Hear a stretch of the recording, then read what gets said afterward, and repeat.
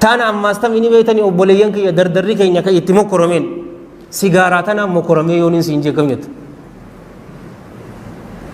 Sigaaraa mokkoromee sigaaraa tana oduma dhuyduuti sanbooda hifachaa dhufta.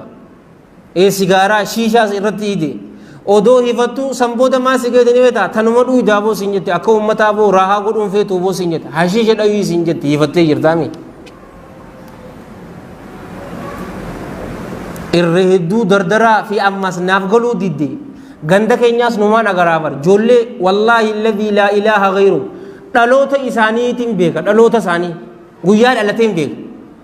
amata 15 16 kofoo isaanii gabbuusanii didi yoo mattalan beetee amma diisa maddaatee jaan miskiinota abarna qofal jiisaniiru wanta kan beetuun siin jaa wallaahi akkana jettee didi daddeemti. Taa'ee sigaaraa obboleessoo waxanummaa miti sigaaraa dhuguun waxaniin nama salaata salfii dura salaata shanan salaatu nama leeylii salaatu waxaniin nama ummaan isaa yeroo isa yaamte labbeeka yaa ummaatiyya labbeeka yaa abbaa kiyya yeroo manarraa gabbahu ummaa isaa addarra mallaa lameen dhungatee abbaa isaa dhungatee isiniin jaaladda du'aayinaa godhaa jee qabu kana waxaniin xummee dha'uudhaani ifa ajjeesu jirta obboleessa kiyya sigaaraa namni dhugu. Rabbi isinitti haa ajiisun jaa yoo as keessa jiraatan namni sigaara yoo hin dhuune najaa baate itti sin geessin yoo ka dhuguu turte yoo dhiiste itti sin deebisiniin sin jaa namni sigaaraa dhugu obboleeyyan kiyya ka islaamaa jaartii isaa wajji yoo walit dhufe laafaadhaan sin jaa bar saayintifik faaktiidhaa kun fi ammas tasi kofalchiistu nin gorsaa baran nin gorsa cufa isaaniitiin qabee gorsaa bar irraa kanin sodaadhun seen obboleessuwan naan hin geenye waan fadhe naanaa joo abbaa fadheen sin jaa baran.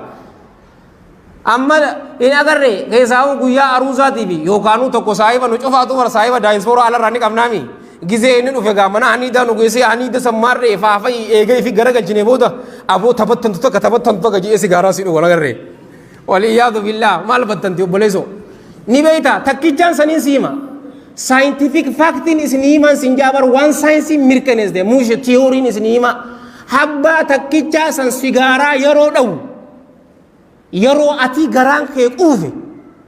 akka nama sigaaraa 10 dhugeetii takkichaan san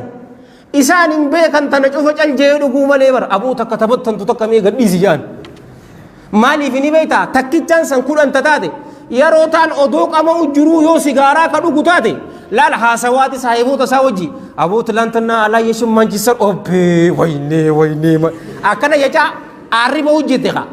arriba hojjirti bara deemu jirtimi ni haasoo aboo yaachiin chiksa ayyaa antiina wayni akkana jechaatiti arri deemu jirtimi aboo akkanaa dhuga yeroo garaan kee guutuu ta'e san ammoo humnaani dhugaa humna qabamu kam irraa hin dhaabuu hogguu takkicha godhetti cinaa keesse akka nama sigaaraa 10 dhugeetii inni takka dhugagin haa'ulaa miskiina gorsaan isiniin jaabar yoo hin barre rabbi isiniin barsiisin yoo bartanii dhiisan isinittiin deebisinii yoo keessa jiraatte waan ajooytuu san rabbi sitti haa ajeesuun siin jaa amma sin ajaa'ibu namni sigaaraa dhugu yoo sibira dhuge atiis akka nama dhugeeti bar akka nama dhugeeti hammeenyi isiitiin siin jaa bar inuma musliimoota miidhuu jirtaa bar bal zida alaa dhaalik malaayikaa miidhuu jirtaa tanaas ka jee rasuula rabbiitiin siin jaa sallallahu alayhi wa alihi wasallam والحديث متفق عليه من حديث جابر بن عبد الله الأنصاري رضي الله عنهما إن الملائكة ملائكة نجيبر تتأذى نمي دمني مما يتأذى منه بنو آدم وان إلمان آدم إرامي دمنيني ملائكة نسمي دمتي يرو أجاسا هندندس أسمي نمك بيوتات أتمسك أفاسست ملائكة ميدو جرى الله كيسني رسول عليه الصلاة والسلام تلو أولا إسدور ربين جل جلاله تلو أولا ننجيمي نمني الله كيسني را دور تلو أولو قبضني ملائكو تأسر جيران كان عبر الله كيسني بر كنين ويسر رابو قاني جرقل حديث الله فاتو جرو يرو أتي جنبتا قبو أتي سغراسين أتي جارتي تيوجيرو كان غجوزن حديث صلى الله عليه غافتو كلافا غرو معنا نسي سيه ملائكة تنافي تلو أولو قبدا أبوليانكي إسي تنام مكرمين سنجا sabri isa ana kami ga di hatte na tima